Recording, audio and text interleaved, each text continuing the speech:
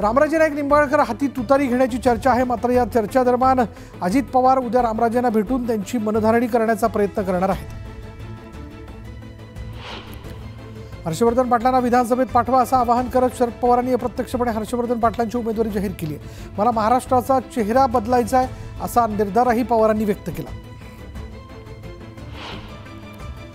रत्नागिरीमधील वक्फ बोर्डाच्या कार्यालयाच्या उद्घाटनाला हिंदुत्ववादी संघटनांनी विरोध दर्शवला। यावेळी मंत्री उदय सामंतांना काळे झेंडे दाखवत कार्यक्रम रोखण्याचा प्रयत्न करण्यात आला।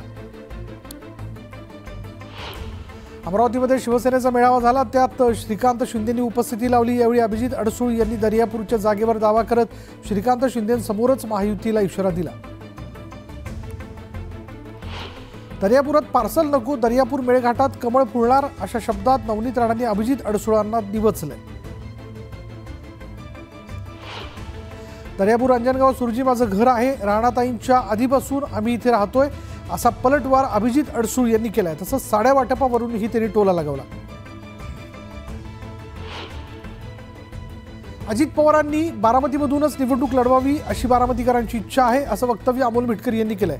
विरोधकांकडून चर्चा पेरण्याचं काम सुरू असल्याची टीका मिटकरींनी केली। रत्नागिरीमधील महायुतीची जागा जाहीर होण्यापूर्वीच राष्ट्रवादीचे जिल्हाध्यक्ष बाबाजी जाधव यांनी योगेश कदमांना उमेदवारी जाहीर केली। त्यामुळे दापोलीत मित्रपक्षात संघर्षाची चिन्ह आहेत। महाविकास आघाडीमधील जागा वाटपाआधी पुण्याच्या हडपसर मतदारसंघावर ठाकरे गटाने दावा केला। हडपसरची जागा महादेव बाबर लढवतील अशी घोषणा सुषमा अंधारेंनी केली।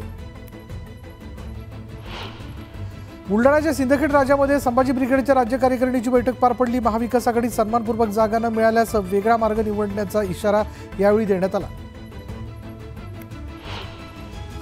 राज्यात विधानसभा निवडणुकीचे वेध लागले, तशातच महायुतीच्या यादीला दसऱ्याचा मुहूर्त मिळण्याची शक्यता आहे। दसऱ्याच्या शुभ मुहूर्तावर महायुतीची पहिली यादी जाहीर होणार असल्याची माहिती समोर आली आहे।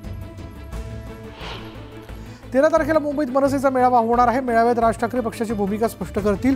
पक्षातील पदाधिकाऱ्यांना वेट अँड वॉचचा सल्ला देण्यात आला।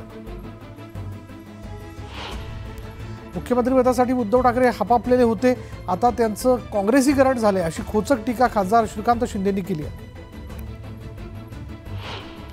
मराठीला अभिजात भाषेचा दर्जा मिळाला, पण अजूनही काही लोकांची भाषाच सुधारली नाही। आपलं पोरगं बाब्या आणि दुसऱ्याचं कार्ट अशी म्हण आहे असं जोरदार प्रत्युत्तर श्रीकांत शिंदेंनी उद्धव ठाकरेंना दिलं।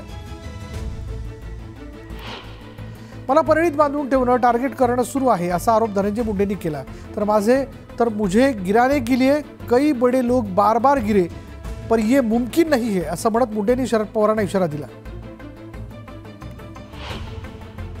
मी जाळी नसलेल्या ठिकाणीही उडी मारू शकतो, मी आदिवासी आहे असं म्हणत नरहरी झिरवाळ यांनी राज ठाकरे यांना जोरदार प्रत्युत्तर दिलं। राज ठाकरेंच्या सर्कस या वक्तव्याचा झिरवाळांनी समाचार घेतला। सोलापुरातील कार्यक्रमाला गर्दी आणण्यासाठी सरकारनं तहसीलदारांवर दबाव आणल्याचा आरोप काँग्रेसनं केलाय। लाभार्थी महिलांना बळजबरीने कार्यक्रमाला आणल्याचा दावा काकासाहेब कुलकर्णींनी केला। अकोल्यातील हरिहरपेठ भागात 2 गटात तुफान राडा झाला। यावेळी दगडफेकीसह वाहनांची जाळपोळही करण्यात आली। दरम्यान जमावाला पांगवण्यासाठी पोलिसांनी लाठीचार्ज केला। अकोल्यात 2 गटात राडा आणि जाळपोळ झाल्याची घटना घडली। दरम्यान या घटनेनंतर भाजप आमदार रणधीर सावरकर यांनी घटनास्थळी जात परिस्थितीचा आढावा घेतला।